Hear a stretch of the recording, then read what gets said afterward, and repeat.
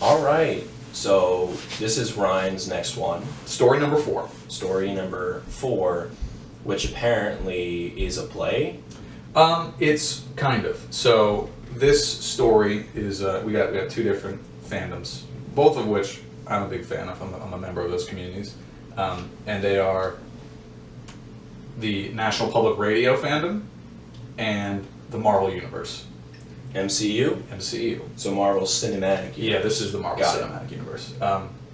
This fan fiction is called This American Life, episode 141, A Whole New World, and it's written as a transcript of the popular radio program This American Life. A whole new world. Just like that.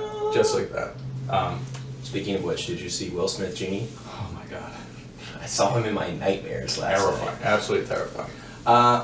I can't even pretend to have a controversial opinion to think it looks good because it just looks... No. He looks like he belongs in like a PlayStation 1 fighting game. Oh, that's so accurate. Oh, good lord. And he looks like he wants Fortnite. And Marquez Brownlee. Yes. hey, good for Will Smith. You know, he started off as a small-time YouTuber. Yeah. His son became a huge musician. Yeah, huge. And he kind of rode the wave of now his son. He's starting to get in. Got his first big movie with Suicide Squad. Uh-huh. Yeah. Really reminds me of that guy who Kanye West discovered. He featured him in 4 or 5 seconds. You're not talking about Rihanna. You're talking No. Dude. Jesse McCartney. Yeah, Jesse. No. Paul McCartney. That might be his. I think that's his brother. Cousin? I don't know. Whatever. Yeah. Very similar. That guy's getting That a guy's start. gonna blow up. Yeah, he is. He is. Big time.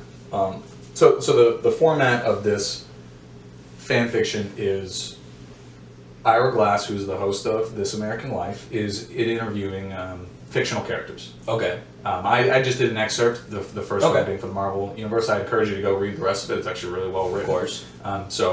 This American Life is a radio program where Ira Glass and his producers go and do a collection of stories, human personal interest, interview people, this, that, and the other. Okay. And I think this is a really good imitation of that.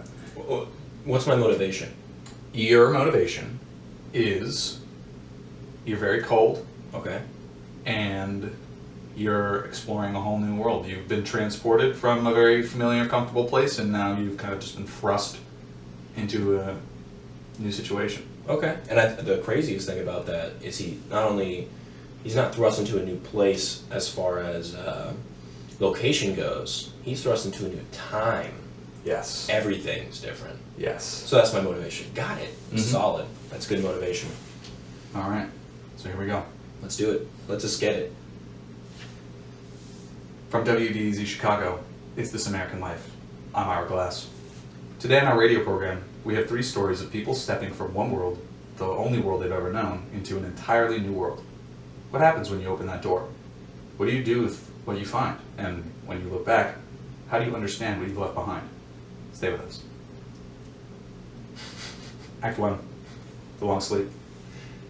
Steve Rogers grew up in Brooklyn, New York. He was born on the 4th of July in 1920, though you wouldn't know it looking at him. People usually assume I'm 30, maybe 40, so they think I was born in 1975 or so at the absolute earliest. Steve looks younger than he is because he was literally on ice from 1944 until just a couple of years ago. During World War II, he volunteered for an experimental serum. The serum worked. It made him incredibly strong, incredibly fast, and incredibly tough. And that's probably how he survived for all those years in suspended animation. Everyone knows the fairy tale about the princess who spends a century asleep, but that story ends with her waking up. We don't talk about whether she felt bewildered by the new world she woke up in. We don't talk about how much she had to learn just to feel caught up, whether she ever felt caught up. When Steve was found, he was identified, not because anyone recognized him, but because he still had his shield, and he was brought back to New York City. And the decision was made to lie to him, to try to ease him into a modern world. So he was tucked into a bed in a room done up to look like a hospital room from the 1940s, with a record playing of a 1940s era baseball game. The game, it turns out, was a mistake. I remembered the game. I'd actually been at that game. Of course, it didn't occur to me that I was decades into the future. I assumed I was a prisoner of war, that someone was trying to trick me into trusting them. So I decided to try to escape. And he did escape. breaking through a wall to run out the door and into the street on the spot. And I found myself in Times Square. Did you recognize it? No, not right away. Then Nick. People caught up with me, and they told me I'd been asleep for almost 70 years. A lifetime, more or less. I'd slept through an entire lifetime. You've been in the modern world for a few years now. Are there things you still haven't adjusted to? Cell phones. I don't like them. Well, texting isn't so bad. It's a little like sending a telegram. Held up in a traffic stop. We'll be 10 minutes late. Stop. Go ahead and order without me. Stop. I'll have the pad thai. Stop. I suppose it's kind of like a telegram. Have you ever gotten a telegram? No, but I've read about them in books. You had to keep them short. That's how they're like texts. Right. Steve waited just a week or two before wanting to get back to work. With his superhuman strength and speed, even without knowing how to use email or the internet, or even knowing how to merge a car into the highway, controlled access highways were built in the 1950s while he was asleep. Even with all those things he didn't know, S.H.I.E.L.D. was more than willing to find a use for him. The worst thing about waking up here was that I was afraid I'd just be useless. The war was over. The war against Hitler, I mean. What good was I even going to be able to do? How quickly did you find an answer? It took me about 4 hours. 4 hours? Really? 4? That just doesn't seem like very much time. Well, I thought about everything about the world back in 1943 and I didn't much care for. And I figured, well, probably not all those problems have been solved. I'd probably be able to find something I can make better. Did you make a list? Yeah, I made a list. The man from S.H.I.E.L.D. who came to find Steve when he broke out of that fake hospital room was a black man. Steve had served in an integrated unit, his own elite force, basically in a time when the U.S. military was almost entirely segregated. You want to know what I like better about the future? I like equality. I like civil rights. You know, in 1943 there were black soldiers, but they could only eat in canteens for black people. And back home, even in the northern states, there were restaurants that wouldn't serve black people. Here's what I like. I like that Sam and I can go out to lunch. Sam's black. Sam and I can go out to lunch, and we can go into any restaurant we like and sit down and order. Not because I'm Captain America, but because it's the law of the land. Do you ever look back and think, we couldn't have been friends back in 1943 because people wouldn't have let us? All the time. So now I'm wondering if Martin Luther King's I Have a Dream speech was on one of your lists. Yes. Also his letter from Birmingham jail. I also read the autobiography of Malcolm X, and more recently I've been reading Ta-Nehisi Coates. Oh, it really wasn't just the Beatles and the moon landings you're catching up on. The Beatles? Do I need to add them to my list? I'm messing with you, don't worry. I've listened to the Beatles. But yeah, no, it wasn't just the Beatles and the moon landings. I missed out on the Montgomery bus boycott, the desegregation of Little Rock High School, the March on Washington. Is that something you regret? Yes and no. I wish I could have met the Reverend Dr. King, just like I wish I could have been there for the end of the war, but the struggle's not over. You know, Sam gets followed around in stores. He moved apartments recently to a suburb in Virginia because the rent's lower, and when he went running around his own neighborhood, the police stopped him and demanded to see his ID. Sam's a U.S. Air Force veteran who's devoted his life to serving this country, but all they see, all the bigots see, is that he's black. When you look at things from your vantage point, how far does it feel like we've come? Looking back, it's shocking to me what I was willing to accept as normal, but all of us were willing to accept it as normal. I guess I don't want to try to attach a number of miles to it, but we're not done. We're not even close, really. There's still a lot to do.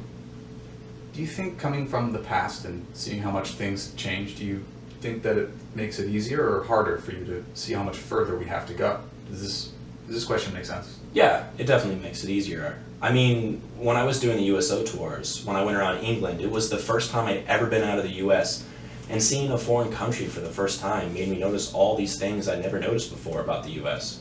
If you've always driven on the right side of the road, it can feel like that's just the natural order of things, rather than a decision someone made at some point. Anyway, coming from the past, it makes it really easy to see that there are things we've decided to do, and we could decide to do something else. Steve Rogers, also known as Captain America, lives and works in Washington, D.C. Yesterday... Coming up, sometimes you don't wake up in a new world. Sometimes you're invited to that new world by letter when you're 11. That's in a minute from Chicago Public Radio when our program continues. Please stay with us.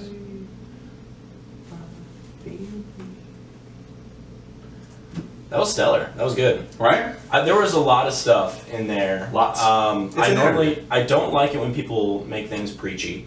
Didn't feel preachy. I knew that. I knew that. It did you not didn't feel like preachy. that. It didn't at all.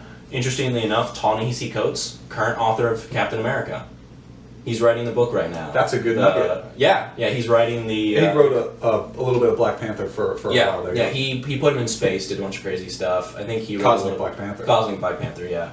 Currently writing Captain America, and that was one of the things where Marvel was like, oh, take that, bigots, and then nobody cared. They're like, oh, if it's good, we don't care. And the first few issues were okay. I don't like Marvel to begin with, but they've been pretty good. Yeah, so it's interesting that he's there. Yeah, I liked it. For the most part, there were a lot of little things in there. It didn't feel preachy. It felt like he was going to get like that at some point, but he didn't. Wow, that's a good one. I honestly wish Marvel did more little things like this. You know what I mean? They should hire this fan fiction writer, is what you're saying. No, but I'm saying, like, you know the documentary they made for Iron Man 3 with the Mandarin? Yeah. They could do more little things like that. You mean, in their stories? Yeah. Oh, okay. Yeah, little podcasts, little jokes, yeah. Yeah. I definitely want them to bring Ira Glass in. The way that this author wrote that was stellar. Ira Glass is just, it begs to be read out loud. So it's really well done. Yeah. All right. Story 4 down. Let's go. Let's escape.